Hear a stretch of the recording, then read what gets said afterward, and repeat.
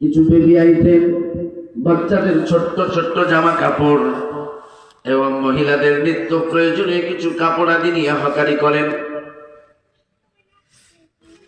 হকারি করতে করতে হঠাৎ তার সাইকেলে পাংচার হয়ে যায়।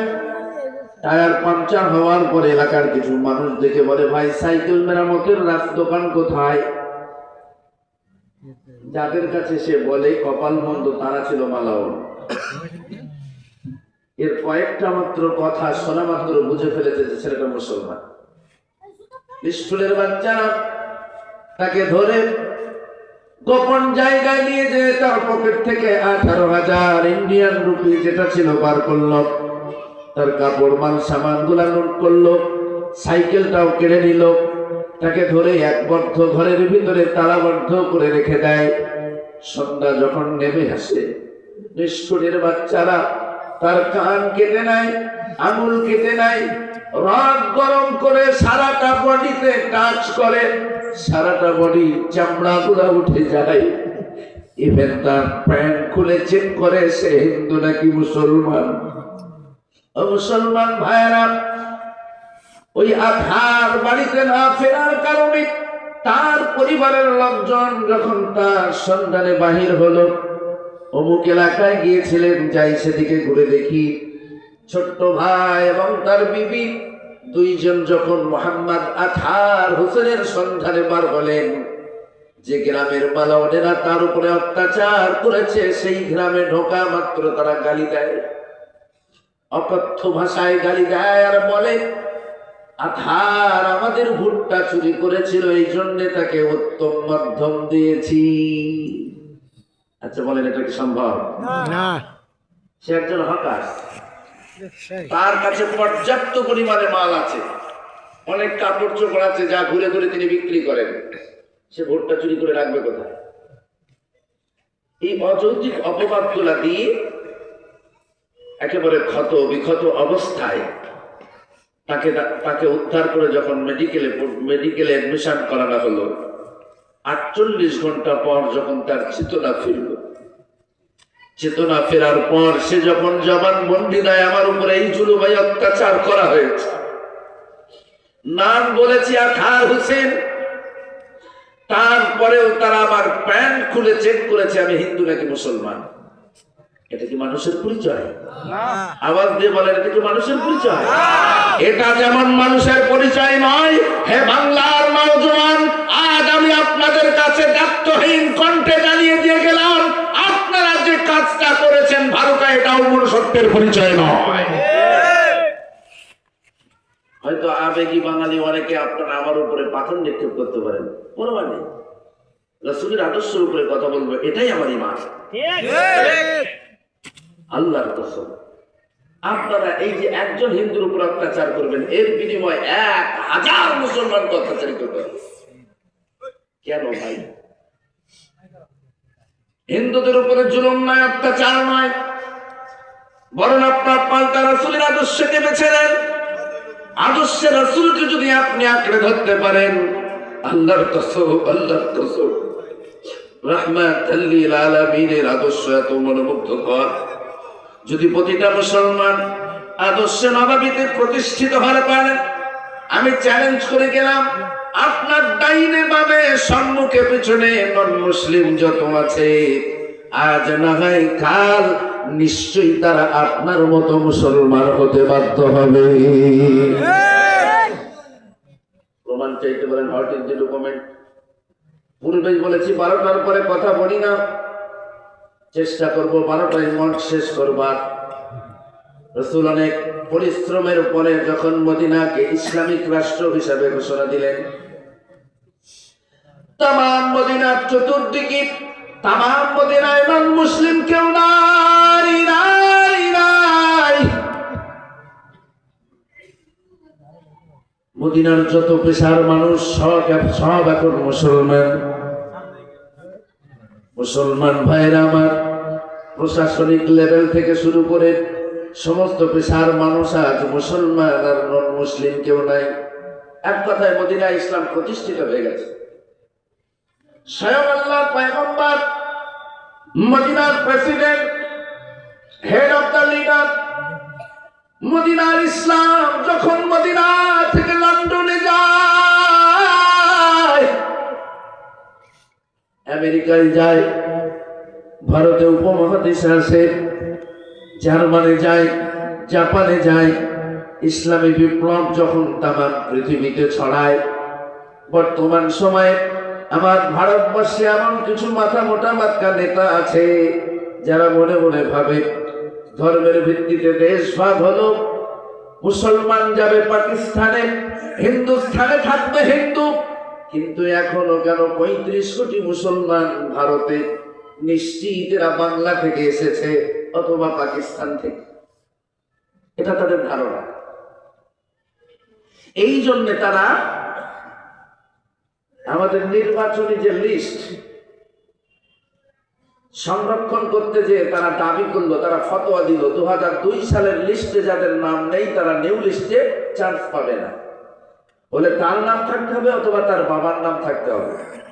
নূতন করে নির্বাচনী লিস্ট বানালো, বানিয়ে দেখলো নূতন নির্বাচনী লিস্টে মুসলমান একটাও বাদ যায় নাই, বরং বাদ যারা গিয়েছে আমার মোদি কাকু, সাহা কাকুর বিস্তুত মাস্তুত ভাই, তাদের মাথায় তো শুধু আছে গোমূত্র আর গোবর।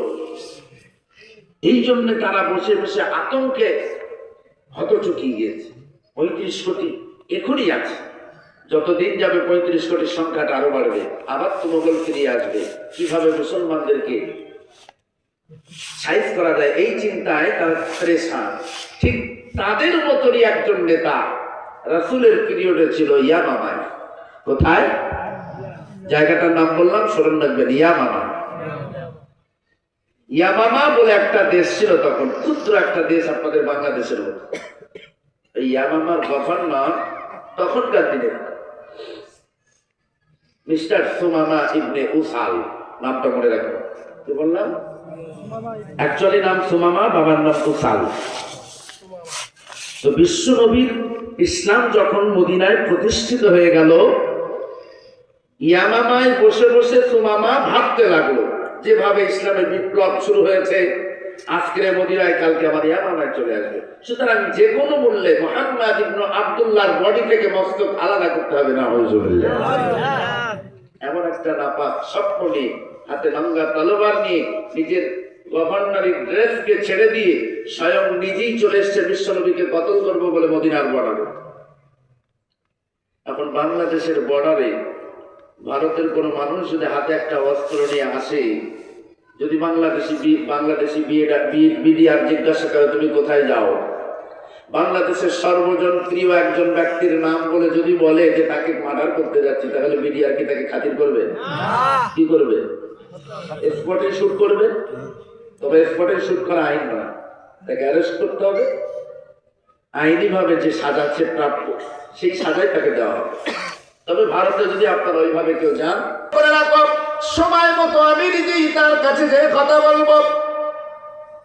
জোহরের নামাজের সময় হলো, আল্লাহর পয়গম্বর বিনম্র ভাবে গুটি গুটি গুটি গুটি পায়ে সুমামার দিকে গিয়ে জিজ্ঞাসা করলেন, মান আনতা, কে আপনি?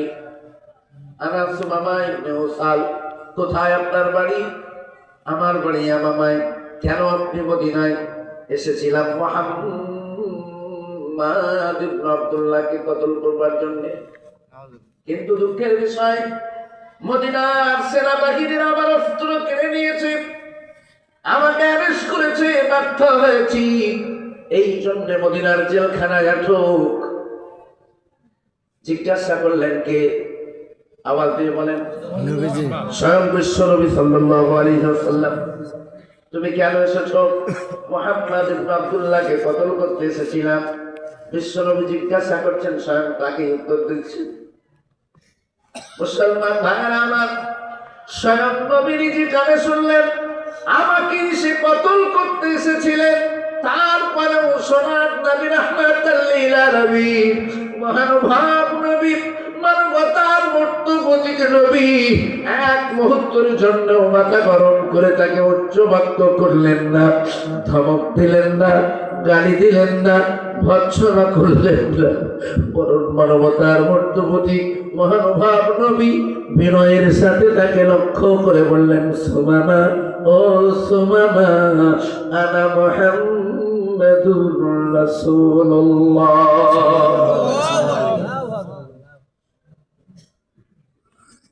যখনই বললেন আমি হলাম মুহাম্মদুর রাসূলুল্লাহ সাল্লাল্লাহু আলাইহি ওয়াসাল্লাম, অমনি নিষ্ঠুরের মতো সুমামা তার মুখটা অন্যদিকে ঘুরিয়ে দিল। এই সেই ব্যক্তি যাকে কতল করতে এসেছিলাম তার মোটিভেশনে যাবো, মস্তকটা অন্যদিকে ঘুরিয়ে দিলেন। আল্লাহর নবী বললেন, সুমামা বলো তোমার সঙ্গে কি ব্যবহার করতে পারি বলো। সুমামা এরপর বলতে লাগলেন, মুহাম্মদ ইবনে আব্দুল্লাহ, এসেছিলাম আপনাকে কতল করতে, কিন্তু আপনার সেনাবাহিনীর কাছে আমি অ্যারেস্ট হয়েছি, ব্যর্থ হয়েছি, আমি ধরা পড়ে গেছি। আপনি চাইলে আমাকে কতল করে দিতে পারেন, চাইলে আমাকে মাফ করে দিতে পারেন, তবে যে অপরাধ আমি করেছি আপনি যদি আমাকে কতল করে দেন তাও আপনি সীমা লঙ্ঘনকারী নয়। নিজেই বুঝতে পেরেছি যে অপরাধে আমি অপরাধী, আপনি যদি আমাকে ফাঁসি দেন, আপনি যদি আমাকে কতল করেন তাও আপনি অবিবেচক নয়, পাঞ্চুয়ালি একজন হত্যার যোগ্য অপরাধীকেই আপনি হত্যা করেছেন। তবে হে মুহাম্মদ, আপনার মহানুভবতার প্রতি আমি আকর্ষিত, আপনার ব্যবহারে পাঞ্চুয়ালি আমি মুগ্ধ। যদি আপনি আমাকে ক্ষমা করে দেন আমি আমার বিবির কাছে ফেরত যাব, মায়ের কাছে ফেরত যাব, আমার ছোট্ট ছোট্ট বাচ্চাদের কাছে ফেরত যাব, আপনার কাছে কৃতজ্ঞ থাকবো। আল্লাহর পয়গম্বর তাকে লক্ষ্য করে বললেন, সুমামা নিশ্চিন্তে তুমি এখানে থাকো, খাও দাও ঘুমাও, কেউ তোমাকে মারবে না, কেউ তোমাকে গালি দেবে না, মাঝে মধ্যে আমি তোমার সঙ্গে সাক্ষাৎ করে যাব। বলুন সুবহানাল্লাহ। রাসূলের আদর্শ কাকে বলে একটু খেয়াল করুন। এক সপ্তাহ পর বিশ্বনবী আমার আসছে, সুমামাকে লক্ষ্য করে বললেন, মা শানুকা ইয়া সুমামা,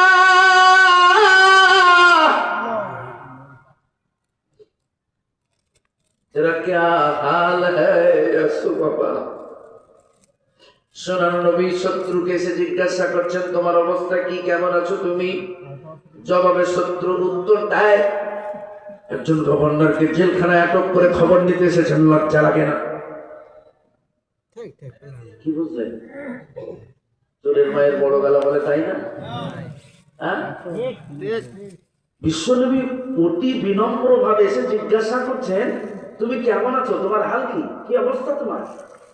অমনি সে রাসূলের কণ্ঠটা শুনে মস্তকটা অন্যদিকে ঘুরিয়ে নিয়ে গর্জন করে বলছে, একজন গভর্নরকে জেলখানায় অ্যারেস্ট করে রেখে খবর নিতে এসেছেন, লজ্জা লাগে না?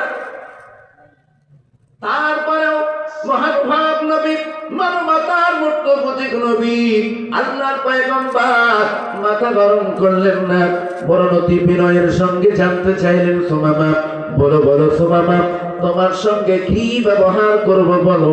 সুমামা বললেন, বলেই তো দিয়েছি, চাইলে আপনি হত্যা করতে পারেন আমাকে, চাইলে ক্ষমা করে দিতে পারেন, যদি হত্যা করেন তাও আপনি অবিবেচক নয়, যদি ক্ষমা করে দেন তবে আমি আপনার কাছে কৃতজ্ঞ থাকবো, বিবি বাড়ি বাচ্চার কাছে ফিরে যেতে পারবো।